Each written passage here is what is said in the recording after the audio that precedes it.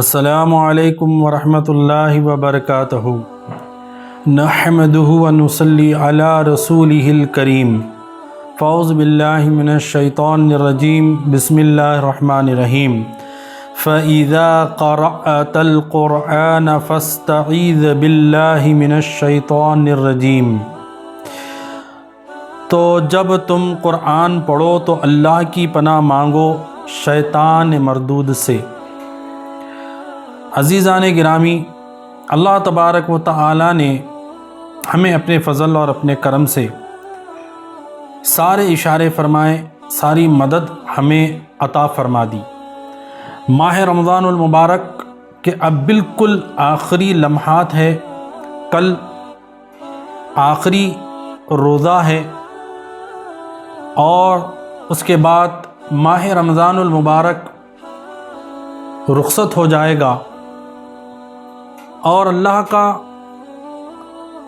بے پناہ یہ احسان اور اس کا کرم ہے کہ اللہ تبارک و تعالی نے ہمیں اس ماہ میں روزے رکھنے، تراویح پڑھنے، قرآن پاک کی تلاوت کرنے، تسبیحات پڑھنے، ذکر و اذکار کرنے کی توفیق عطا فرمائی۔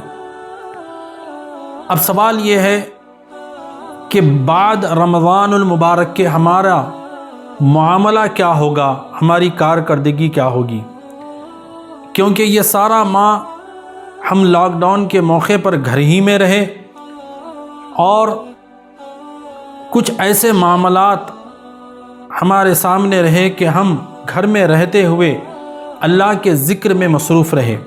تو ہمیں چاہیے کہ بعد رمضان میں بھی ہم جس طرح رمضان المبارک میں ہم نے فجر سے تھوڑی دیر قبل اٹھ کر جیسے کہ سحری کا اہتمام کیا، اسی طرح اگر ہم یہ عادت بنا لیں کہ فجر سے تھوڑی دیر قبل اٹھ کر 2 رکعت صحیح تہجد کی نماز ادا کر لیں اور اس کے بعد فجر ادا کر لیں اور ذکر و اذکار میں بیٹھ جائیں، تو یہ بے پناہ اللہ کا فضل ہوگا۔ یہ دعا ہمیں مانگنی چاہیے۔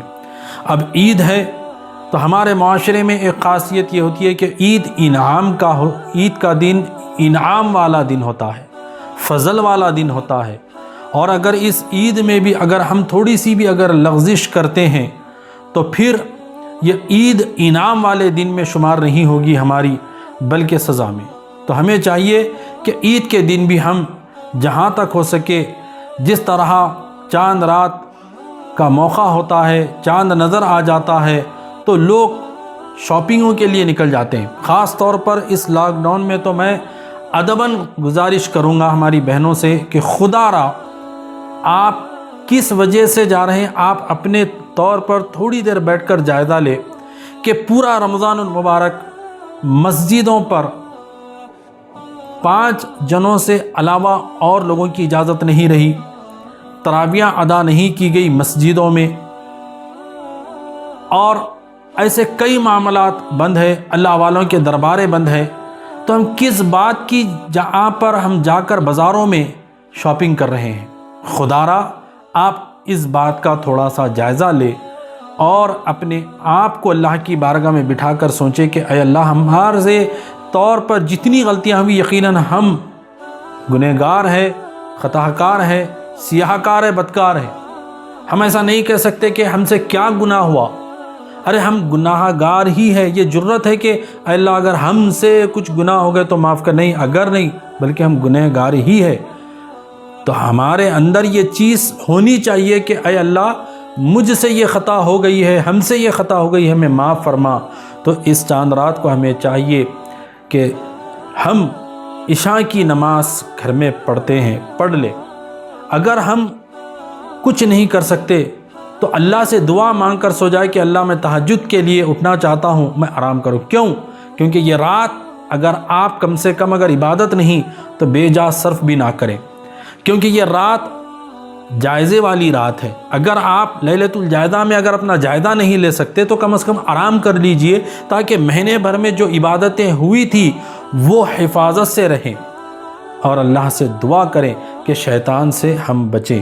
تو میں نے آج جس آیت کریمہ کی تلاوت کا شرف حاصل کیا، قرآن پڑھو تو اللہ کی پناہ مانگو، کیوں یہ بھٹکاتا ہے۔ اس کی تفصیلات انشاءاللہ ہم اگلی نشست میں ضرور بیان کریں گے۔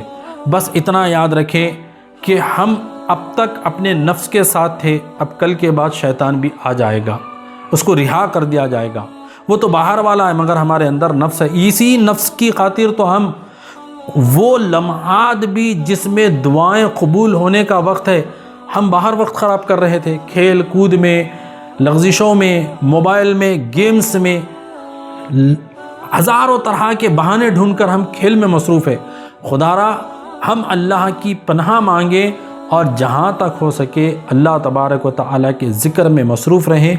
لیلۃ الجائزہ کی کل کی رات ہے، اس رات میں عبادت کریں، نوافل کا اہتمام کریں، عشاء کی نماز کے بعد قرآن پڑھیں، پناہ مانگے اللہ سے، اور اگر کچھ نہیں کر سکتے تو عشاء کی نماز پڑھ کر آپ درود پاک پڑھ کر سو جائے، پھر فجر میں اٹھے نماز پڑھ لے، اللہ کا فضل ہوگا۔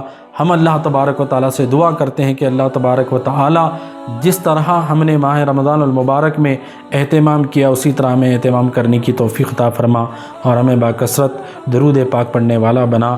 وصلی اللہ تعالیٰ علی خیر خلقہ محمد وعلی آلہ واصحابہ اجمعین برحمتک یا ارحم الراحمین۔